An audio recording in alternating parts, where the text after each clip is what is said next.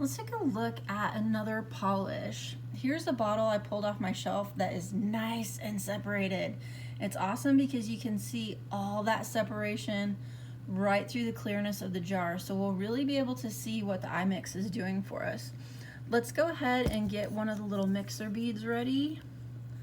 So I'm just gonna twist it off the branch.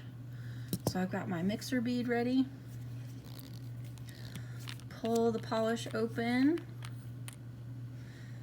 And look, you can even see how separated it is on the wand of the brush. It is so separated. This is gonna be a perfect test of the imix. I'm so excited. I'm having so much fun with this, you guys. I can't wait for you to play with your own. So we'll just plop that. Ah, I can feel it vibrating. It's already like sensing itself. And then it's getting going.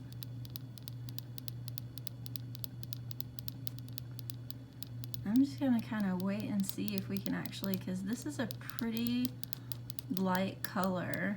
So I'm curious if we zoom in a little. I'll scoot this over so the camera stays zoomed on it. I'm curious if we'll be able to see the little mixer.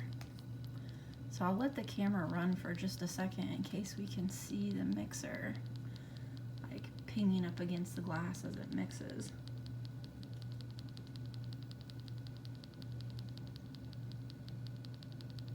I won't subject you to the whole 5 minutes. I'm just curious if we watch for a tiny bit, if maybe we can see it.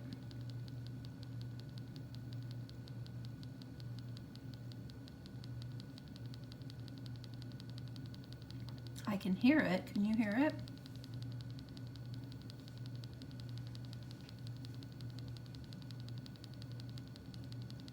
I don't see it yet, but I can hear it. And if you have something that's been sitting on the shelf for quite a while, in the instructions it does mention that you may need to run it through 2 or 3 cycles if something has been sitting on the shelf and it has not been mixed in a really long time. So let's say you have a color that's really popular in summer and it's been sitting on your shelf over winter. You may need to run it through a couple cycles, and same thing in reverse. If it's a really popular color in winter and it's been sitting on the shelf over summer, you may need to run it through a couple mixing cycles to give it the opportunity to mix up really well. And the same is also true for maybe a color that has a really heavy mica content or glitter content.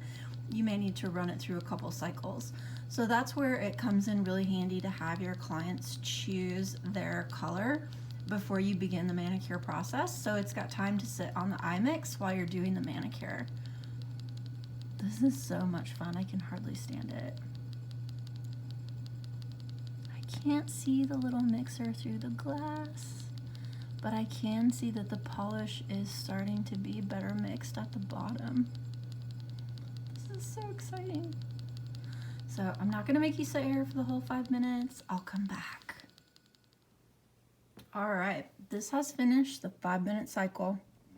And if I pull it really close, you can see that it mixed really well about 3/4 of the way up. So it hasn't finished mixing all the way up the top. So this would be an example of a polish that's been sitting on my shelf for a really long time. So I'm gonna turn the imix back on and let it chill out for a second cycle so that it can finish mixing all the way to the top. And we'll take a look at it after that second cycle. So this gives you an idea what it looks like after a second cycle. It starts, whoops, helps if I don't knock it off because I'm bouncing the box around. It starts the mixing from the bottom and the little mixer works its way up through the top. So that second cycle is going to help it finish mixing all the rest of the way to the top. Now we've run that through the second cycle, and as you can see, it is now beautifully mixed. So since this sat on my shelf for so long, it just needed that second cycle of mixing and that did the trick. And now we've got a perfectly mixed polish. Woohoo! Let's try another brand.